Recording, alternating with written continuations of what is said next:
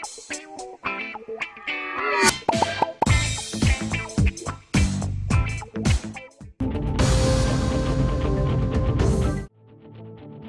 प्रदेश RTC bus में सफर के दौरान एक खातून को तल्ख तजुर्बे का सामना करना पड़ा जब पलक झपकते ही उसके बैग में मौजूद तकरीबन 16 तोले सोने के जेवरात गायब हो गए। ये वाकया अनंतपुर से गदरी जाने वाली एपीएस आरटीसी बस में पेश आया।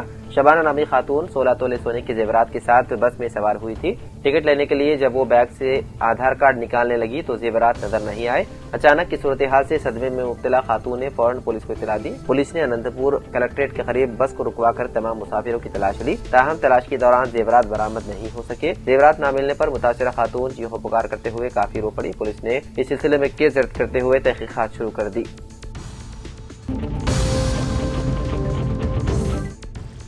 तेलंगाना में गाड़ी की मिल्कियत की मुंतकिली का अमल अब बड़ी हद तक ऑनलाइन हो चुका है। ताहम दुरुस्त मालूमात और मुकम्मल दस्तावेजात न होने की सूरत में दरख्वास्त मुस्तरद भी हो सकती है।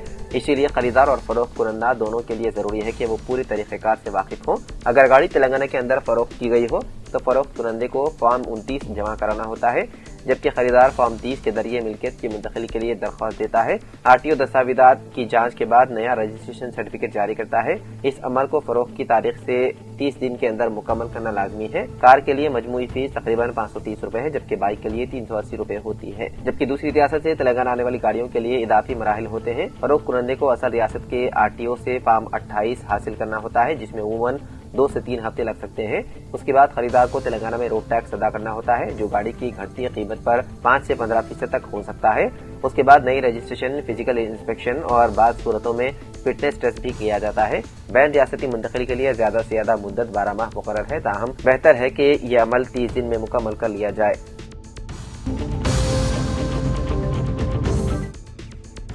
हैदराबाद के पुराने शहर में एक और आतिशबाजी का वाकया पेश आया। यह हादसा मंगल की रात उस्मान बाग कामाटीपुरा में वाक़ एक जूतों के यूनिट में पेश आया। तफसीलात के मुताबिक रात तकरीबन 11 बजे अचानक यूनिट में आग भड़क उठी। वाक़े की इत्तला मिलते ही चंदुलाल बारादरी फायर स्टेशन से फायर ब्रिगेड की गाड़ियां फौरी तौर पर जाए हादसे पर पहुंच गई। फायर फाइटर्स ने बरवक्त कार्रवाई करते हुए आग पर काबू पा लिया और उसे फैलने से रोक दिया। इब्तिदाई जांच में शुबा दाहिर किया जा रहा है कि सड़क पर मौजूद बिजली की सप्लाई की केबल्स में शॉर्ट सर्किट हुआ और ये आग लगने की वजह हो सकती है। मुकामी पुलिस मसरूफ तहकीकात है।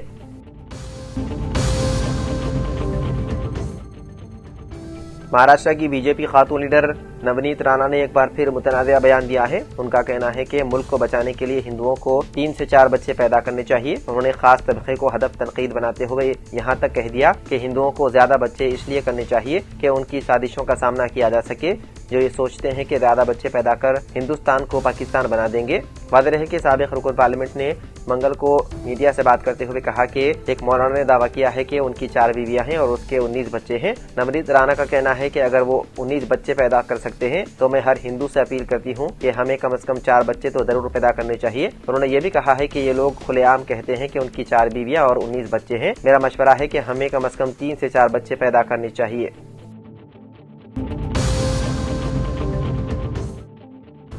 तेलंगाना कानून सद असम्बली के सरमाई इजलास का 29 दिसंबर को आगाज होगा। वज़ीर आला रवंत रेड्डी ने पंचायत राज इदारों के इंतखाबी नताइज पर काबीनी रफ़क़ा के साथ मुशावरत के दौरान ये फैसला किया। हुकूमत ने इब्तिदा में 2 जनवरी से असम्बली इजलास तलब करने का फैसला किया था। ताहम बुदरा और अहदेदारों से मुशावरत के बाद तारीख में तब्दीली करते हुए 29 दिसंबर तय किया गया। सरमाई सेशन में आपाशी प्रोजेक्ट्स और खास तौर पर कृष्णा और गोदावरी के पानी की तकसीम पर मुबाहित का इम्कान है। बाबरसूख ज़राए के मुताबिक 29 दिसंबर को इजलास का आगाज होगा, जबकि 30, 31 दिसंबर और 1 जनवरी को इजलास नहीं होगा।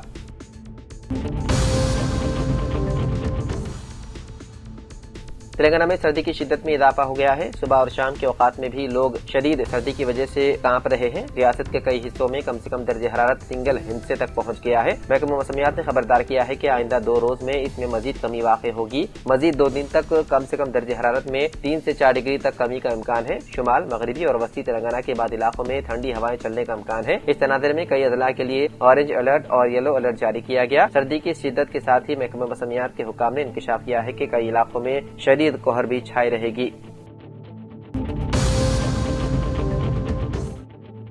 ہندوستانی کرکٹ کے عظیم کھلاڑی سچن تندولکر نے حیدرآباد کی معروف سولار انرجی کمپنی سنتک انرجی سسٹمز پرائیویٹ لمیٹڈ میں اسٹریٹجک سرمایہ کاری کی ہے۔ یہ شراکت داری 23 دسمبر کو باضابطہ طور پر سامنے آئی ہے، جس کے تحت سچن تندولکر نے 1.8 لاکھ شیئرز خریدے ہیں، جن کی مالیت 3.6 کروڑ روپے ہے۔ اس سرمایہ کاری کے ذریعے انہیں کمپنی میں تقریباً 2% حصہ حاصل ہوا ہے۔ ٹروزون سولار کی بنیاد سال 2008 میں سی بھوانی سریش نے رکھی تھی۔ یہ کمپنی رہائشی، تجارتی اور یوٹیلیٹی سطح کے سولار منصوبوں، روف ٹاپ سسٹم اور پی ایم کسم اسکیم کے تحت کام کر رہی ہے۔ اس وقت کمپنی تلنگانہ، آندھرا پردیش، مہاراشٹر، مدھیہ پردیش اور چھتیس گڑھ میں اپنی خدمات انجام دے رہی ہے، جبکہ تمل ناڈو اور اتر پردیش جیسے نئے بازاروں میں توسیع کے منصوبے بھی زیر غور ہیں۔